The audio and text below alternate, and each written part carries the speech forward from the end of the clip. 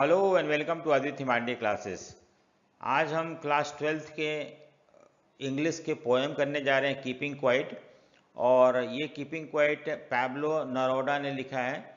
और इसमें उन्होंने बात करी है कि किस तरह से हम कुछ देर शांत रख के अपने बारे में सोच सकते हैं कि क्या हम सही कर रहे हैं या गलत कर रहे हैं, और फिर कैसे अपने लाइफ को बेटर कर सकते हैं। सो हम इस पोएम को देखते हैं लाइन बाय लाइन।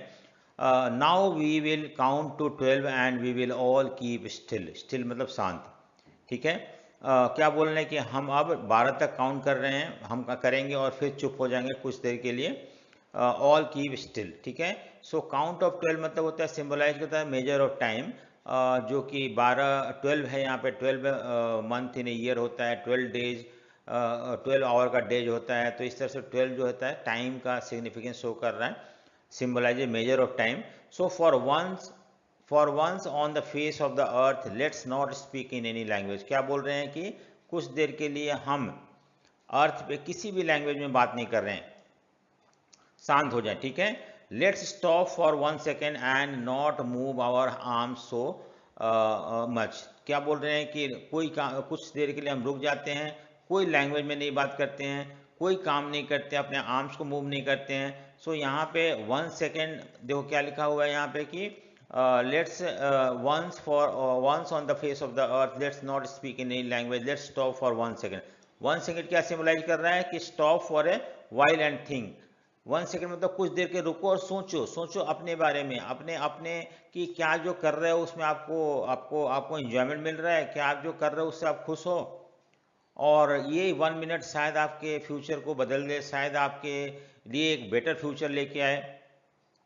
देखो क्या बोल रहे हैं अगला स्टैंजा में कि it would be an exotic moment. Exotic मतलब होता है कि something which is very strange to us. देखो time when there is no rush, no noise, extraordinary moment होगा ये exotic moment, extraordinary moment होगा, पल होगा।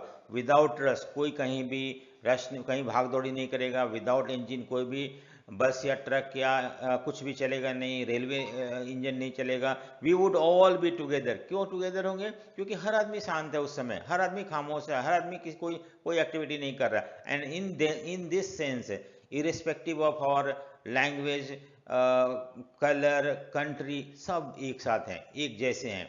इन अ सडन स्ट्रेंजनेस, ये स्ट्रेंज मूवमेंट है जिसमें कि we all are together, we all are keeping quiet, ठीक है। Fisherman in the cold sea, क्या बोल रहा है कि फिशरमैन भी कोल्ड सी में वेल को हार्म नहीं करेंगे, क्योंकि वो भी खामोश है, वो भी शांत है कुछ समय के लिए।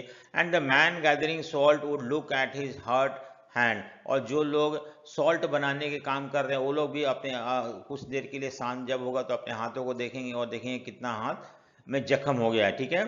तो यहाँ पे फिशरमैन है जो ऑपरेसर है, जो कि वेल को और वेल सिंबलाइज कर रहा है ऑपरेस्ट, ठीक है। और यहाँ पे ये बोल रहा है कि हर्ट हैंड मतलब होता है सॉल्ट गैदरर्स, सॉल्ट गैदरर्स, कि how it is harming he himself by his mindless activity. उनको पता नहीं क्या कर रहे हैं लेकिन अपने आप को नुकसान पहुंचा रहे हैं इससे। तो वो भी इस बारे में सोचेंगे और उनको रियलाइज करेंगे कि वो जो कर रहे हैं शायद वो सही नहीं कर रहे हैं। So those who prepare green war, यहाँ पे जो लोग बॉम्ब बनाते हैं, मैन्युफैक्चर करते हैं वेपन्स वगैरह, वार with gases and war with fire. तो ऐसे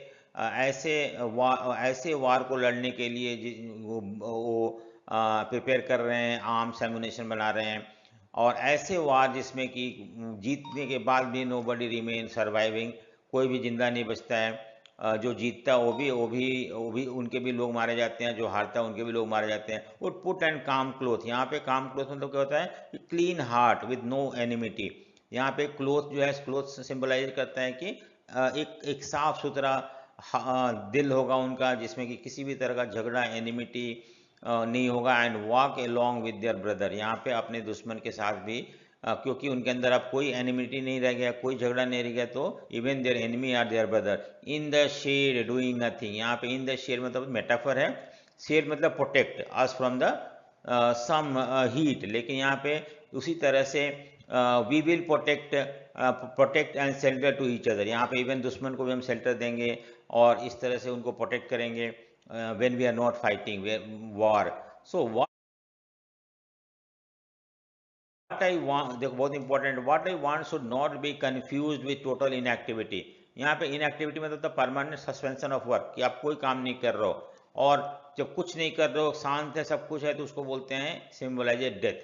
तो आप ये बोल रहे हैं कि, पोएट बोल रहे हैं कि आप ये मत कंफ्यूज हो कि मैं बोल रहा हूँ चुप हो जाओ, यानी कि you have gone, you have become dead now. उससे कंपेयर नहीं करो, उससे उससे उससे आप don't try to compare it with death, कि हाँ सब कुछ खत्म हो गया है, टोटल इनएक्टिविटी हो गया है, ऐसा नहीं। Life is what it is about, life हमें सिखाता है, क्या सिखाता है, I want no trucks with death. मैं नहीं चाहता हूँ कि उस समय जब सब कोई खामोश है, कोई ट्रक नहीं चल रहा हो और कोई डेथ नहीं हो रहा हो। If we were not so single minded about keeping our life moving and for once could do nothing, क्यों हम एक जैसा होके ये सोच सकते हैं कि कैसे हमारा लाइफ चल सकता है, और for once could do nothing, और कुछ देर के लिए हम शांत हो जाए। शायद ये साइलेंस, साइलेंस मतलब keeping quiet, everybody in the world is keeping quiet, might interrupt this sadness, क्योंकि हमारा जो लाइफ है मोनोटोनस हो गया, एक ही काम करते करते करते करते हम करते जा रहे हैं, हम सोच नहीं रहे हैं क्या सही है गलत है। और ये शायद एक छोटा सा साइलेंस, जब हमें मौका मिलेगा अपने आप को समझने के लिए, हम कर रहे हैं सही कर रहे हैं गलत कर रहे हैं, of never understanding our self and threatening our self with death. और हम क्या कर रहे हैं यहाँ पे कि हम ऐसा काम करे जा रहे हैं जो कि हमें नुकसान पहुंचा सकता है, हमें हमें बर्बाद कर सकता है, लेकिन हम वो काम कर रहे हैं। तो शायद ये एक छोटा सा अपने कामों में इंटरप्ट करके और हम अपने बारे में सोचे, और इस तरह से शायद हम अपने लाइफ को बेटर कर सकते हैं। सो परहैप्स, देखो इंटरप्ट मतलब गिव और provide hold to our suffering, कुछ समय के लिए, एंड थिंक अबाउट इट कि what we can do so that we can live a better life. So perhaps the earth can teach us as when everything seems dead and later proves to be alive. अर्थ से हमें सीखने को मिलता है कि कभी कभी क्या होता है कि ऐसा लगता है सब कुछ खत्म हो गया, लेकिन फिर से दोबारा से अलाइव हो जाता है। यहाँ पे अर्थ कैन टीचर मतलब imagine the earth to explain how life exist in things that seems dead. ऐसा लगता है सब कुछ खत्म हो गया, फिर भी लाइफ होता है। जैसे example, earth seems dead in the winter, winter में सब कुछ, पतझड़ का महीना होता है, सब पत्ते झड़ जाते हैं, सब कुछ लगता है सब बर्बाद हो गया, लेकिन फिर से वो समर में लाइवली हो जाता है, ग्रीनरी सब जगह हो जाता है। सो इससे हमें सीखना चाहिए। Now I will count up to 12 and you keep quiet and I will go.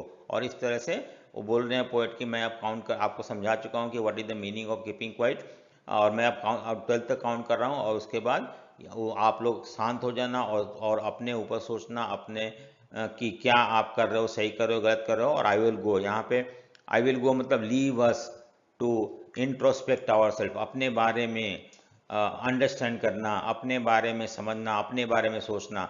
And that is he is telling that now I will not interfere in your life, I will count 12 and leave you to introspect your self and think that what you can do so that you can make your life lively, और alive बन सकते हो, और remain happy and, तो यही है poem का मतलब। सो अगर आपको पसंद आए तो लाइक शेयर एंड सब्सक्राइब जरूर करें। So thank you for watching, thank you.